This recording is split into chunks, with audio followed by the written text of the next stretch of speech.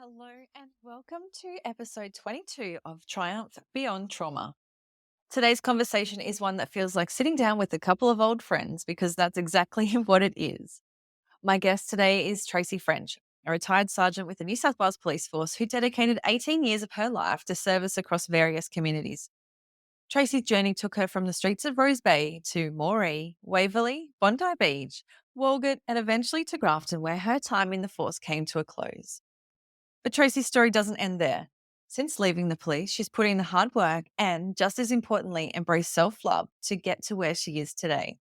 Happy, healthy, and spending quality time with her son Morgan and her partner Jeff. Tracy and I work together in Walgett, and you'll hear about those days in our chat. I also had the privilege of working with her brother Tim in Inverell, and yes, he gets a fair mention in today's episode as well. We both believe in the power of sharing our stories, and by doing so, we hope to encourage others to feel safe enough to do the same, whether it's on a podcast like this or just a conversation with someone who really cares. Tracy and I had an absolute blast catching up, and I hope you'll enjoy this episode as much as we enjoyed recording it. Let's dive in. Welcome to Triumph Beyond Trauma, the podcast that explores journeys of resilience and hope. I'm Rosie, a yoga and breathwork teacher and founder of Tactical Yoga Australia. As a former soldier's wife, mum to 3 beautiful kids and a medically retired New South Wales police officer with PTSD, I understand the challenges of navigating mental health in the first responder and veteran community. Join us for incredible stories from individuals who've confronted the depths of mental illness and discovered their path to happiness and purpose, as well as solo episodes and expert discussions. Together, we'll uncover the tools to help you navigate your journey toward a brighter, more fulfilling life. Whether you're looking for helpful insights, practical tips, or just a friendly reminder that you're not alone, Triumph Beyond Trauma has got your back. You matter, and your journey to a happier, more meaningful life starts right here. Welcome to Triumph Beyond Trauma.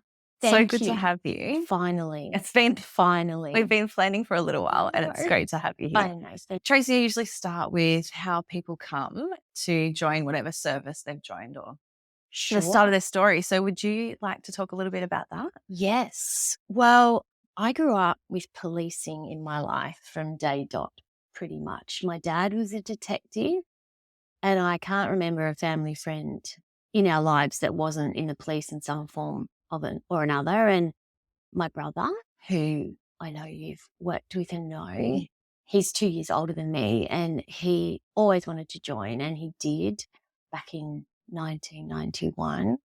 And well, I'm proud of him because he's Still there. He's still there, and he still is sort of out amongst it whenever he can. He does have a position now where he's in an office, but he still gets on that bike and gets in the truck and goes and does stuff. And yeah, he's still got the passion, which is it's good. They're lucky to have him. There's not many with that amount of service. Yes. With that passion still, I think, that are in the job. Yeah, no, that's so true. They call them dinosaurs, don't they? But no, I know. Sorry, Tim. No, he's been really good. So I worked when I left school for a little while in law firms. I always thought I was going to be like a solicitor. I studied law for a bit, and one day I just was there and went, no, you know what? This is so boring. There's got to be something better out there. So I applied, and I went and sat tests, climbed a wall, ran 2.5 Ks and dragged a very heavy fake dead person through an obstacle course at the Sydney Police Centre, and the rest is history. I was first posted to Rose Bay, which it's kind of a bit of a joke in the like it's not very busy, but in its defence, we did work at Paddington and we boarded King's Cross. So it did get quite busy. Sometimes. I was there for 6 years, but in that time, back in the day, they brought out this sort of I can't even remember what they called them. It was called Street Safe, and we either did high vis stuff or plainclothes stuff, and we just got dropped off at other people's areas for the day. And I particularly loved Redfern and King's Cross. That was really easy to find Yeah. find work. Yes. From going from my lovely Rose Bay to King's Cross. But yeah, no, I really enjoyed that. And then what did we do then? Well, in between all this, I met my ex-husband and we decided that we would go out west because, as you know, if you go out to a horrible place, apparently you get to pick a really nice place in the end. And we always wanted to come back to sort of Coffs area. We always liked that. So we spent 3 years in Moree and we had my son Morgan out there. But then because of a bit of a family issue, we didn't go to the beautiful place. We went back to Sydney and I was at Waverley.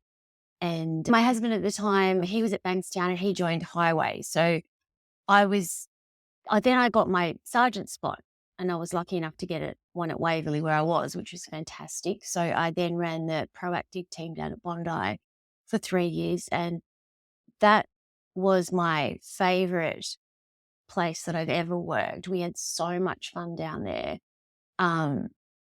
We were busy, 40,000 people on the beach every day in summer. And I had a great crew and we did a lot and we achieved a lot. And that to me was what I'd hoped policing was going to be, and it was. Then unfortunately, we were heading back out west. When you're in Bondi, though, in that proactive unit, what sort of stuff were you looking for? So we pretty much knew all the SDMPs and we looked after all that side of things. So, you would be surprised, well, you probably wouldn't, at how many people would walk into Bondi Station in their swimming costume alone because everything had been stolen. So we did a lot on the beach. We walked up and down that beach a lot because 40,000 people, you've got, Lebanese people, Chinese people, the whole mix that don't mix well together. Yeah.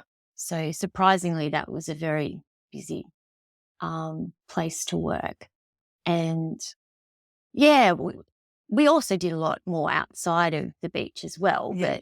But that was one of my favorite places to work. Bondi's so nice. My kids watching Bondi Rescue. Oh yes, I've been on it a million times. Oh, have you? Yes. It was actually really annoying because they used to follow us. And then you had to do everything properly. Not that we didn't do everything properly, but really, really properly. yeah, because you're on the show. Yeah. Yes. So, yes, off we go to Walgett. But just prior to that, and this is where my downfall sort of started to happen, was while I was at Bondi, my workmate, he shot himself one night and we all were there. And unfortunately, he had the same name as my son. So apart from it being a really different job and, a very horrible job, I had to still work. As a sergeant, you're there at a scene and you have to do what you have to do and then back at the station. And anyway, we left 3 months later to go out to Walgett. And that's when I realised that probably after about 6 months that I was drinking every night it wasn't that much. I'm a bit of a lightweight, but I was drinking so that I couldn't think. Yeah. So that I'd go to sleep. And I realised that I was doing that, but being out at Walgett, it was really hard. There's no support sort of services out there, as you would know. There's not much at all as well. Yeah. And one night, my two worlds collided when I drove my car into a B double whilst going to pick up my son. So you can imagine nobody had any idea that I was in a bad place at all. And then being a small town, I think the entire town came to have a look at the accident and I ended up being charged, obviously, with drink driving. And that's when things sort of came out. So I booked myself in. I took some annual leave and I booked myself in and I went to St. John of God because I'd heard that they specialize in police and PTSD. But unfortunately, what I've learnt over the years is that all of those places deal with depression, anxiety, substance abuse, things like that. Nobody deals with PTSD. No one touches it. So I, um, sorry. I actually remember because we were there together at Walgett Yes. and we didn't know each other very well. But like you said, Yeah. I had worked with Tim and knew that you were Yeah. siblings. Yes. But I remember that day that you had that accident. Oh my God. We were having one of the paramedics that turned up was a friend of ours, Robbie. and Yes. he got the call. He's like, Yes. "Oh, I've got to go. There's a Yeah. job on." I'm like, "Oh, okay, no worries. Yes. Yes. We'll save lunch for you, whatever it was." And he Yeah. came back and I'm like, "Oh, is everything okay?" He's like, "Oh, No. no," but he never told me. Oh, didn't he? No, he Oh, never told bless me. him. And yeah, and so and then afterwards Isn't I that found out, and I'm interesting? like, Yeah. "Oh, like he felt Yeah, yeah. terrible, of Oh, course." yeah, that's right. No, and I mean, I knew him personally as Yeah, well. And yeah, I mean, being a small town, it is just, yeah, and like a small town. There's only it's, well, yeah, 2,300 I people, I know, think, isn't I there? It's so know. small. And as I say, I think 2,300 people were standing on the corner looking at me. Yeah. Oh, The poor thing, like, I can't even imagine how that would have been for you, and the policing community there is so tight because it has yeah, to be. Like, yeah, there's there's a few people, that, yeah, hang out with the community, but yeah, not really. Like, they really hang out with each yeah, other or paramedics or fireys, yes, they sort of stick together out yeah, there. So having totally. that would have been hard for Yeah, you. it was hard. It was humiliating. And then it was the end of my marriage in a sense. Um, I'd sort of, and it, it is hard. I can't speak for how anyone else was feeling at that time, but yeah, I think I just pushed it that little bit too. But in saying that, you're not trying to push people away. You're actually trying so hard to get people to, I don't know, like listen to you or help you in a sense. But it's textbook why that's the complete opposite. I think sometimes too, especially in relationships, you're trying to protect that person that you Yeah. care for Yeah.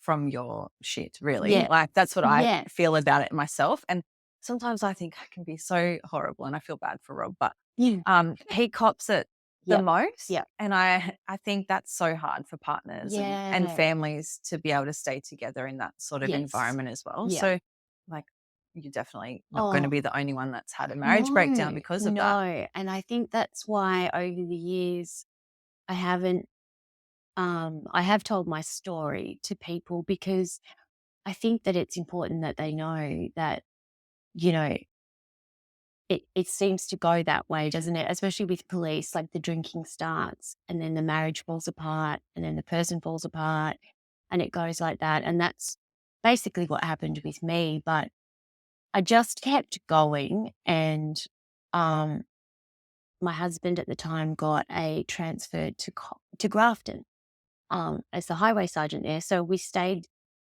together, not living together, but together for our son. So then I was thrown into a town that I did not know a single person. I couldn't drive. I had my license taken off me for 18 months. And I tell you what, we did some walking in those 18 months. Oh my goodness, 4 months. That's when I discovered that Woolworths home deliver. Oh, how good. I'm like, oh, thank God, because there's only so much you can carry home. Can't keep stealing trolleys. I know. I know. Yeah, that's right. I never once took a trolley home. I promise. Yeah. So I didn't get better there because I was even more depressed. I think living and I was working at Grafton in the police station, and I was still riddled with the guilt and the humiliation and not able to drive and Can you even imagine though, like going yeah. from Walgett, which is so small, but Yes. I think the cops have in New South Wales about 18,000 police or something Yeah. like that, and Yeah. 20,000 staff. But it's a small, Yes. 18,000, Yes. and the news of Oh, things that yes. happen, Oh like my that God. little Yep. rumor mill, Yep. can just go Yep. crazy. So for you to have to go from Walgett, where people know you though, Yeah. like, and would we felt sympathetic towards Yeah, you, but yeah, then of going to a course. new place where Oh, you don't yes. know anyone, Yep, and I know what police are like. They yep. judge you before they've even Oh, met you. and I knew everyone at that station knew the story, Yeah, and, yeah. I just thought, "Put your hat back on," and, I was supervising there or doing I had to just do things that you couldn't drive, which was fine. Yeah. Um, but then I really hoped to get a spot over here somewhere, and we had a meeting one day with my psychiatrist, the psychologist, and the boss from Walgett came here for it. And he said that I'd had enough time off and he was wanting to get his money's worth out of me. They were literally his words. And I was like, so my 18 years working on the street isn't enough. So I then travelled from Grafton to Walgett to work, and I did it for 6 months. Get in the car, drive all the way over there, do my 4 shifts, get in the car, drive all the way home I remember that. after a night shift to pick up Morgs from school. And then I could not do it anymore. Um, but in between all of this, I met a very, very nice man who I've now been with for 10 years. He's a very patient man. I think I'm now starting to realize why he surfs every Saturday and Sunday. He needs a break. And yeah, I knew I wasn't going to get a spot over here. So I had Yeah. to make a choice. Do I keep doing this ridiculous driving? Or, they talked about getting discharged. So that's what I did. But that wasn't the end of what I did. I then crashed my car into a tree one day here and again got charged. That sounds terrible. I'm driving the most expensive. And we went through that again. But this time around was a bit different because he said to me, Jeff said to me, you either need to kill yourself or you need to make a choice. And I know that sounds horrible, but in the time I was with him in like a couple of years, that's all I seemed to be doing, going around in this Cycle. this cycle of one day I'd be good, the next day terrible. And so then, thank God, I went back to the hospital, the private hospital where they have a mental health unit, and they ran a course on PTSD. And it's the first time they've ever done it in Australia. Is that Baringa? Is that Yeah, here? at Binderay, that they don't run it anymore, which is such a shame. Okay. So there was 7 of us in this course. It was 10 weeks, 2 days a week. There was 3 of us cops. There was 2 Vietnam vets.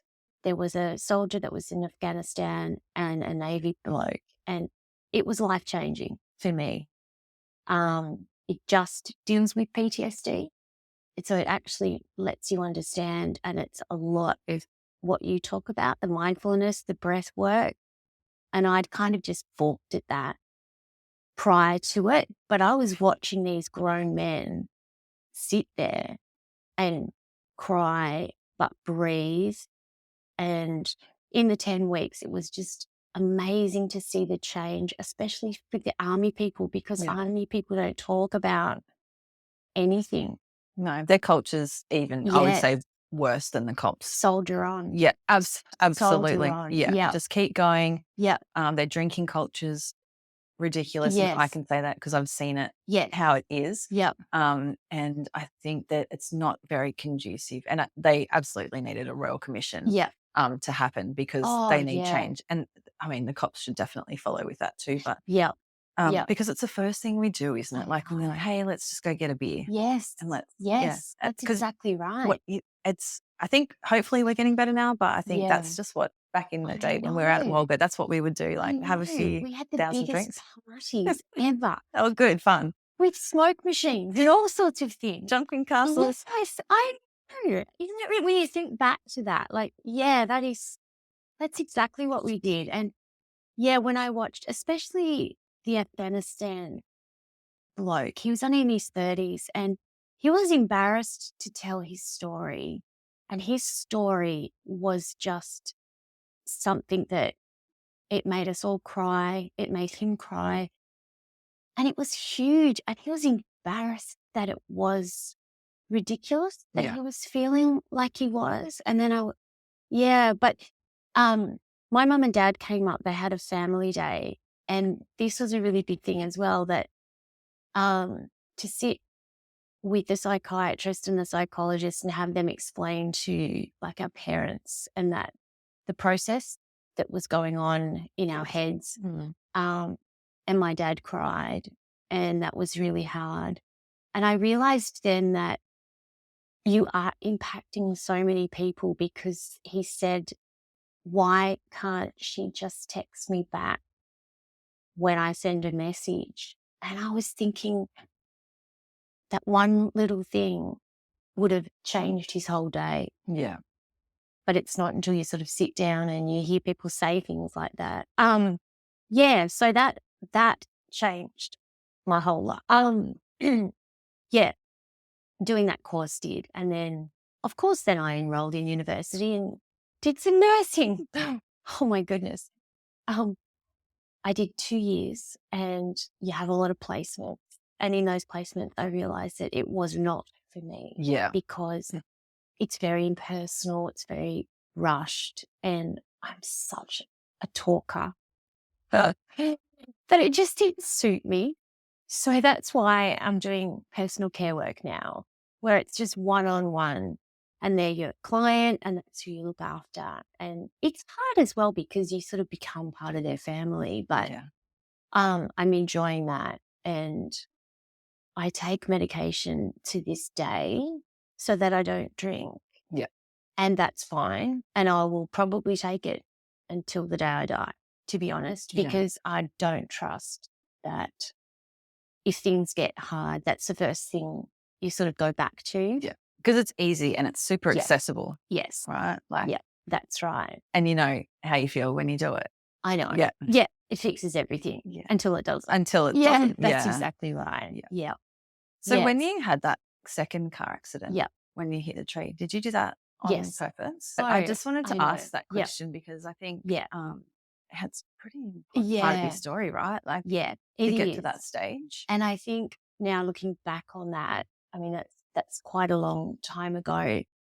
It is just all a cry for help, isn't it? Yeah. It's all you're doing. You sort of, but yeah, as I say, it's a very expensive cry for help, and it comes with, we were walking again. Yeah. Yeah. Back on the road. But, you know, and I don't laugh at what I did because I could have killed someone. Yeah. You know, like that. Other than yourself. Yeah, exactly. Yeah. That's right. What I did was like terrible. And, you know, I deserved the punishment that I got for it. And that's fine.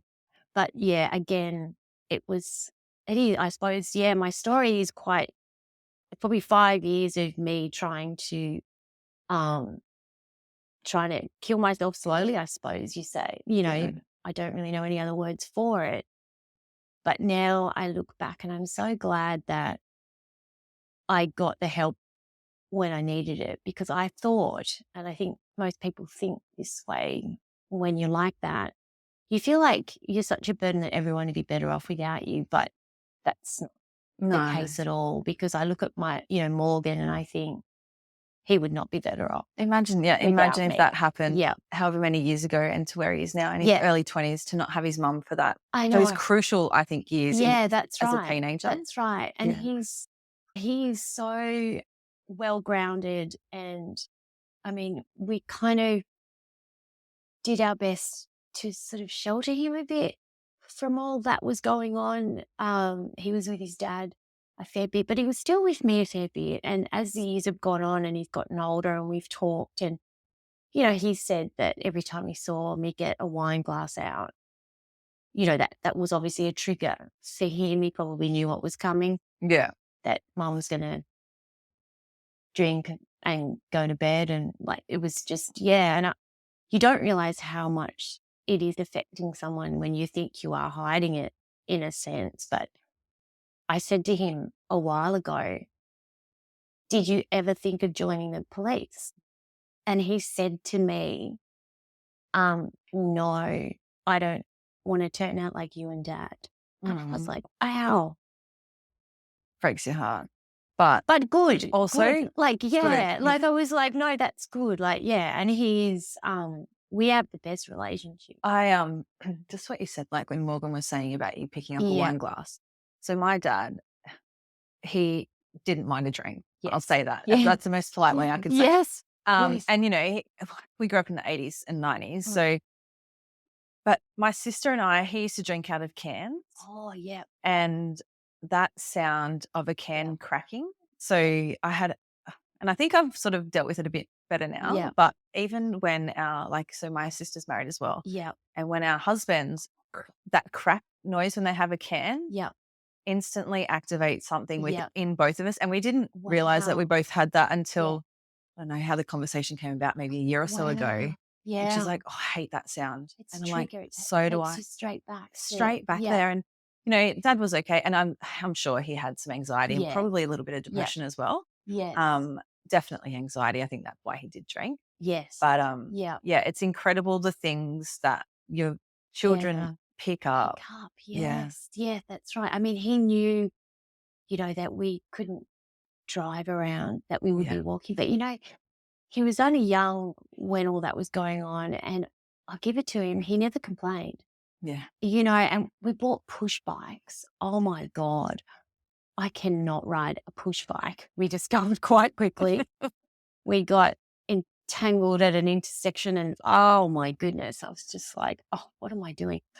But, yeah, I mean, when you look back at the amount of time I had off the road, we didn't miss sport. We didn't miss anything. I made sure that It was all still it covered. was all still cut. Yeah, and it's amazing how you can get around when you have to without a car. Yeah. So, yeah. So, no, he's a really good young kid and, loves his footy.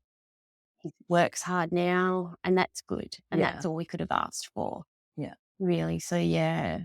But, yeah. So that's kind of like my story. It sounds so depressing, doesn't it? No, but it's not, because it's not. It's Yeah. not at all. And it's so, like, thank God that you weren't successful. Yeah. But when, like, after that happened, Yeah. so what year would that have been? Like 2000 Oh, it was like early 2000s? 13. Yeah. Yeah. So I suppose 12, 13, 14 were the worst years. Yeah. In that respect. And in Yeah. that time, like, when I, had my last shift in 2017 and then was Yeah. discharged in 2019. Even then, Yeah. the supports weren't very good Yes. Yes. in the Yeah. place. But how did you come to go to that program? Did anyone suggest that to you, or did you have to actively go and I booked in. ask for that yourself? Because No, I did it, just took annual leave and went and right. did it. The other times that I went to Binderay a couple of times, and they were all, I had to obviously go, and then they would organise, whoever was your case person would organise it through them. But the very first time I ever went, after I crashed at Walgett, I did that on my own, just took annual leave, went down there and did it. So, yeah, I don't know. I think too, I didn't want to talk about it or anyone to know about it. So I think that's one of our biggest downfalls, is that you're struggling, but you don't want it's kind of a catch-22, because the help is probably there waiting for you. But, soldier on, you just think, no, I can sort this myself. I'll be right. The thing is too, you worry about your job. You worry about getting put off the road. You worry about your gun being locked up and you can't have it anymore. All of those things are playing on your mind. And you're like, if people know what I'm actually going through, that's not going to be great for my career. And even if you're not aspirational with your career, the money coming in. Oh, that's right. Exactly. It affects a whole lot. And they're pretty quick to judge the cops, and so especially when you're in such a small place, and even Grafton, it's not a big place. Oh, yeah, no, that's right. It is tiny as well. Yeah. So there's a lot going on that's not just I didn't want to tell anyone because I was, felt guilty or ashamed or any of that. There's such a big picture involved with that whole thing. And I loved my job. Yeah. I really did. And I didn't want to not be in it. I wanted to get better and stay in it. But it's almost like they made it impossible to do that. Like driving, I did 30,000 Ks in 6 months, driving out to Walgett to work and then go back. And I don't know how long you could keep doing that for, in a sense. I really, Yeah, it's pretty not dangerous. myself. I know other people that did that for their whole tenure. Yeah. Yeah, that's crazy. And for them not to have and you would go back after a night shift Yep. with very little or no sleep. Like, not saying you personally, but no, people do that. That's what I did. I'd finish at 6 in the morning. I'd go back to the house because I was a sergeant. I got a whole house, which I slept on a blow up mattress in a lounge room with my dog. I did take Coco with me, and pack up and then drive straight back home without any sleep. Yeah. So, I mean, it was dangerous. Yeah. But I had to because, you know, Jared had to work and I had to look after Morgs, and I missed Morgs, of course. Yeah. So, so we did that. Yeah. And then it just became impossible then. So, yeah, I thought when they said that they were going to be medically discharging me, it was a bit of a relief. But then, I don't know. I guess it was, but you do miss it. Yeah. You really do. And we were just talking before about missing it. Like, you're like, oh, did I make that decision? I know. Did I make a good decision? I've sort of missed doing that. But I think, if I had to go to one domestic, like the first call, I'd get on the radio and be like, no, I'm done. Like, no, thank you very much.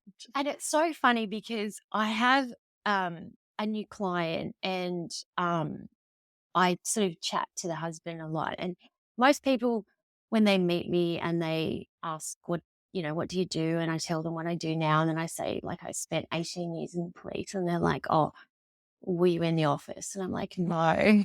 They're like, but you're too nice. Yeah. Like, I can't imagine you doing it. And I have now started, every time I go there for a shift, I said to him, I'm going to tell you one funny story every time I come here, and you will then change your mind about how nice I am. And not that I was mean or horrible to anyone, but dear, I love to spray people. I've just figured out it was a very, very helpful tool. And when I think back to all the people I've sprayed, I have a lot of stories, and a lot of good stories. Yeah. And they're quite funny when you tell people. So, he's changing his mind quite rapidly now as to how nice I actually am. But as I said to him, I just treated people the way they treated me. Yeah. And that worked well. So Tim and I were laughing the other day at a couple of funny stories because he's got some funny stories as well. Did you guys ever work at the same place at the same time? We worked at the same place, and Dad, Tim and I have all worked at the same place. At the same time? No. Oh, at different times? No, all at different times. Okay, yeah. So, yes. And it's been good because Dad's been fantastic. Like, when I went to that job at Bondi that night, I can tell him everything. I can tell him the details. I can tell him all that without him freaking out or it's too much, because being a detective back in the Roger Rogerson days, he's got he'd have some stories. Some stories as well, yeah. And Tim's the same, every time I was at my worst, and I don't even know how he knew, he would be on my doorstep at some point. And you know what he's like? He's so quiet. And he said to me one day, I have no idea what to say, but I'm here if you need me. And that's all I needed. And I don't think he's ever realized how much I needed that. Because most people, and I shouldn't say most people, and you're too much. Like, you find out who your friends are pretty quick. You really do. Yeah. And yes. Which is good things. You So do good. find that the people that aren't supposed to be in your life will drift away. Definitely. And the ones that are supposed to be there definitely stay. And you're so lucky to have Tim, because he is a beautiful man. Yes. And I didn't get to work maybe a couple of years. I'm not sure how long, but he was always just so quiet, but very generous with his knowledge. Yes. And I can imagine as a big brother. I know. Oh, yeah. Because I am personality-wise, we're like chalk and cheese. Absolutely. Yeah. But he is actually really funny. you get down to it, he is really funny. And and he was always there when I did need him. And there was plenty of times when I did need him, and he'd just show up, especially at Grafton. I was like, how did you even know? Yeah. But yeah. And how did your dad go with your diagnosis? Like, how he would have been in for a little while, I guess, because they seemed to stay longer back in those days He as was, well. 10 years he was a Yeah. detective for. He did get out because of all the Roger Rogers Oh, and okay. stuff. Yeah. But he's he's been good. And as I said before about the texting, I think he was always scared that he was going to get a call. Yeah. And I didn't realize that until he said that in that course. And I was like, oh, just text back. So I've really changed a lot of the things that I used to do. Like, I still isolate quite a lot, but I like my bubble. And I don't think there's anything wrong with that this day and age. And Jeff and I, we've been to Bali the last 3 years. So we're getting out there. We're just slowly sort of getting out of our comfort zones, I suppose. Yeah, and I think that shows like a lot of growth. I'm the same. Yeah. I think I've realized in the last couple of years, especially, that they're like little batteries. I feel like I've got my energy Yeah. batteries. Yes. So we'll get together with our friends, have a really great time, like an Yeah. afternoon into a night. And then we'll be home. My husband will Yeah. be like, wow, look at you. And I'm like, Here oh you yeah, go. that's going to be me for about 6 weeks. Like That's it. I don't need to see anyone now I know. for a while, It's and so I just want to be funny. quiet again. Yes. And then, Yep. in a few weeks' time or a And month we or two, might go. it'll be, hi. I know, it's funny that you say that because I will avoid things like the plague. Like, there'll be a barbecue coming up and I'm like, no, all right, yes, we're going to go. No, we're not going. Yes, we're going. Jeff just does He whatever he just waits he until you just get the waits car in the keys. background. And then I go and then I'll get home and I'll be like, that was actually really good. Yeah. But yeah, there is that. You just have that internal battle beforehand. But I have this fantastic friend here in Coffs now, and she knows. Yeah. And I think once people get to know you, you're like, don't be offended. I won't be at your place for coffee every week. Yeah. Like, it's just not going to happen. But yeah.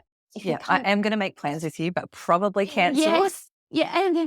But we will get together Yeah, that's eventually. exactly right. And there was a funny meme on Instagram, and it's like, yes, I do want to be invited to everything, but no, I'm not coming. I'll never be there. Yeah, that's right. So I think, that's it. But yeah, it is funny. I know. Yeah. It's it's a journey. I know. So you're saying that you are doing personal care. Yeah. And that's what you're doing for work. Yeah. But what are you doing? What gets you excited these days? Oh, gosh. Well, every year we plan to go to Bali. Yeah. And it's nice we've got to go somewhere else eventually. Kind of going back to the same country. But it's familiar, right? Like, your spot. Yeah, and Jeff's a really big surfer, so it suits us perfectly. He can go off surfing. The massages are so cheap. The shopping, I love that side of things. And I just like even getting room service and sitting in a room looking over the ocean, and like that is perfect. So we seem to have found that really good spot where it suits both of us. But I don't know. We like the simple things, like we'll watch a series together, and I do a lot of afternoon shifts. Yeah. So there is a lot of, time where I suppose he gets a break. He gets a bit of a break, and Morgs plays footy now. So every Saturday it's like we go wherever he's playing. We'll sit there in the rain and watch him, and that's good. He's he likes that.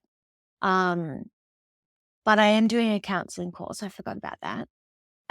Because like what you're doing, I think is absolutely fantastic. And what I wanted to do originally when I started doing the nursing was to try and do something where I can help people that, were going through what I've gone through and actually understand from both sides, Yeah. like, I can actually say I know how you felt, or, Yeah, I absolutely. understand why you did that. I think Yeah. they make the best counselors is Yeah. someone that actually gets it. I talk about my psych all the time because I Mm, just love her so much, but mm. she, she can tell me she did so much work with defense and defense Yes. boys, and she's Yes. done her own things overseas Yeah. in pretty horrendous conditions, Yeah. and she's got PTSD. Yeah. Yeah. And so her just saying that to me Yeah. in our first couple of appointments, I was like, Yeah. okay, like Yeah. you Yeah. get it. Yes. You know all the Yes. things that I'm, I know. going Isn't through, it and funny? Yes. it just makes you feel so much more, I think, relaxed. Yeah. And that you're not like, Somebody understand. and you're not the Yeah. only one. I know. Yeah. I know. Because it's, when you think about, we have 50,000 thoughts a day, and thoughts aren't facts. Yes. Like, it's exhausting battling all those thoughts in your head that aren't or may not be, and what people think of you and what people are saying about you. And it's exhausting. So Yeah. you've got to really get your head around. I don't know. That's why I think I'm happy to share my story. And like, as I say, I'm doing the counseling because I want to do things like you're doing, like try to reach out, and you've been in their shoes. Mm. And as you say, the isolating, I've done it very well with you now, since I was supposed to be the first podcast. We got Maggie, which is your Yeah, very, I very good know. friend. I know. Um, Mags, God, we've been through some stuff, I tell you. I can imagine. But yes, I was supposed to be the first one. Now, how many have you done in between? You're going to be number 22. There you go. So I've avoided you for 22 podcasts. I know, but I get it too, and it's so fun. Yeah, I know. And it's funny, but yeah, we do get it. And that's important. And I think that's the important thing when people go to a job that is terrible, and then they bring somebody in from, an office job. Nobody wants to talk to them.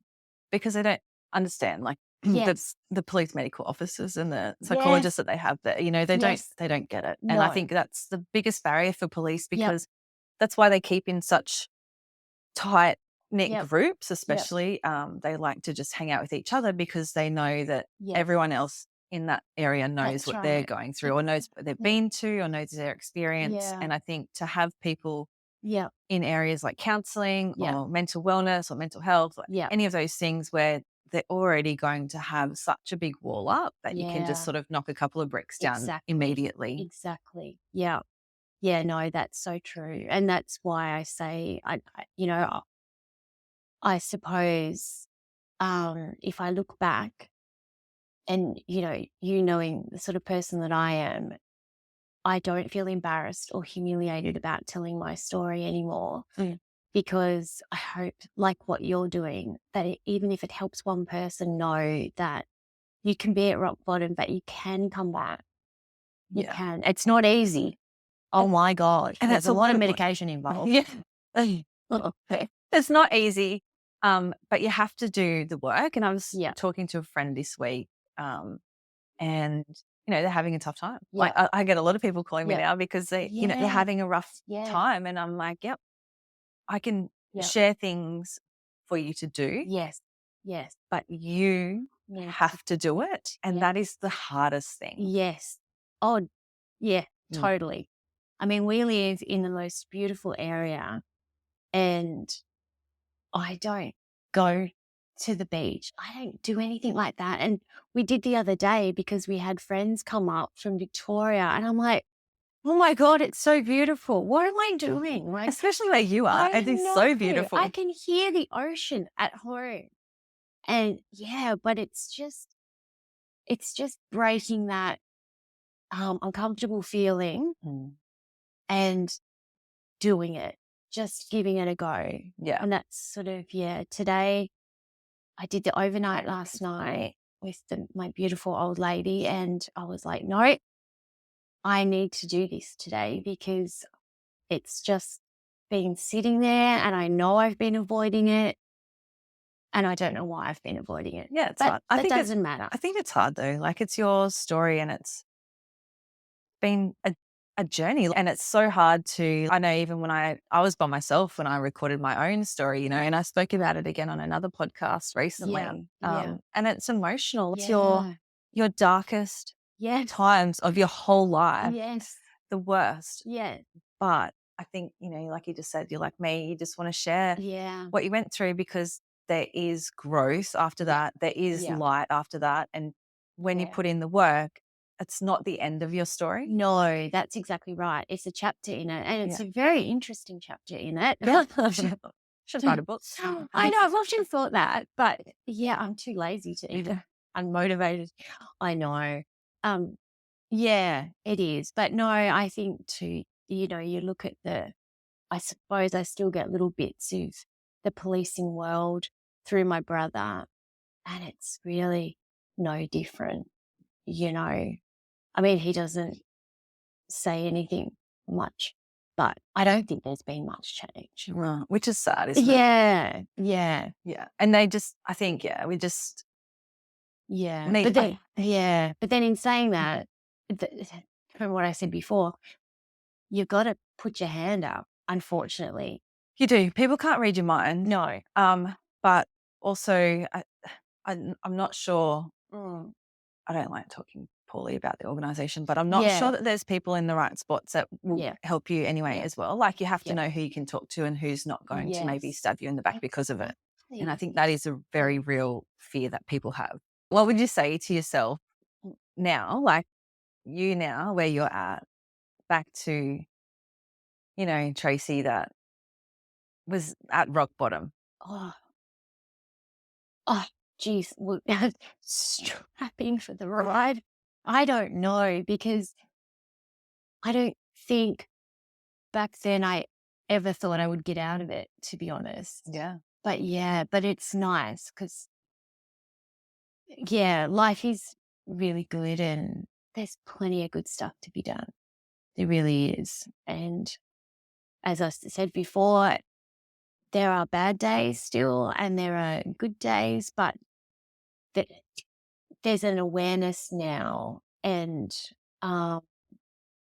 you have to feel the feelings. And as bad as that is, it's actually quite liberating, and you sort of feel a bit proud of yourself. Like, we were saying just before, when you do go somewhere that you were petrified of going, and then you're like, oh my God, I can do that. And Yeah. it was actually fun. You're allowed to have some fun. Yeah. It's I like that. You got to feel the feelings, You because do. we are Yeah. very good at not. Oh, we doing don't it. want to feel the feelings. No, nobody does. But unfortunately you do. And they're not as bad, I think, as you think they are going to be. Mm. Yes. Something that I was reminded of just before is your tattoo that you've got on your arm. Yes. Yeah. And I remember seeing it for the first time when we were at Walgett. Yeah. And I thought that's a weird thing to have tattooed on your arm, because stuff. like everyone just does that. Yeah. But it says breathe. Oh, yes. And Yeah. that one. And I was like, yes. I'm like, oh, that's different. I know. And I was like, I wonder why that's there. And now, Yes. seeing through all the things that I've been through, Yes. it's just something. Can you tell me how that came about? Because I know how it would come about for me. I think it was very much part of all the mindfulness that I was going through. And I think, and I say it to people now, and I still do it now, like with some of my clients. And I will say, deep breath in, like let it out. 3 seconds, hold it, let it out. And it actually physiologically brings your heart rate down. And I've watched it on a monitor, and it does work. And I think that for me, I have to do that. Yeah. Quite a bit. I know my dad does it now after coming to the family day, and he was like really surprised at how it does actually work on your body. And I've literally had a blood pressure cuff on someone and watched the numbers go down as they've just breathed slower and deeper and concentrated on it. Yeah. So I was thinking, what a load of crap it's not going to work. And it does. It really actually does. does. I've Yeah. actually I've got no tattoos. Yes. And I've actually people have asked me like, "Oh, if you got one, what Yep. would you get?" And I'm like, I think of that all the time, and I Right. think of it like, and Yes. because yours is like quite close to your wrist, Yes. and I'm like, that's actually really good because you do forget. Even me, and I Yeah. teach it, Yes. forget. I'm like, oh, Yeah. maybe I should take a breath here. Take a breath. Yeah, Um, that's right. I think that's so Yeah. beautiful. Yeah. And because I talk so much as well, sometimes Is it like a pause button? careful, go. Just take a breath, breathe. And I'm like, yep, okay. I don't have to get it all out in one go. Yeah, I've got plenty of time. Take it.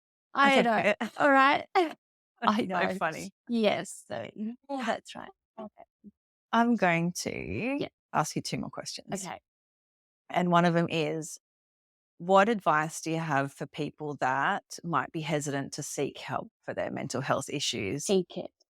Yeah. And you don't have to, you might not like the person that you're getting it from to start with, then go to someone else. Go and find that person that you feel comfortable talking to. Right? And I think one of the things that I learned very early on as well is be honest with the person, because we do tend to hide things a lot. And I did for a while. And then I was like, I'm not getting the help that I'm just coming here and telling a story and then going home, but I'm missing the important bits. So, if you get the opportunity, definitely get some help. And I went through a few people before I found the person that I really liked and I felt comfortable talking to. So it's not going to work maybe straight away, but keep trying, because that's all you can do really, is keep one foot in front of the other and keep trying. Yeah. And hopefully you'll find that really good person and get the help that you need. She made me look at things differently. She made me things that I would say to her. She'd say, well, how do you know that? And I go, well, I don't know that. She's like, well, then, yeah. And I was like, oh, that's so true. Yes. It's funny. I had a guy, Mark, on, and he was saying, you're not your thoughts. Yes. They're separate Yes. from you. And it's so important to Yeah. take that step back and go, hang on. Yeah. Is that Yeah. true? And because we're all so obsessed with that person knows, or they're looking at me, or they're talking about me. We can't control what people say about you. And you know what?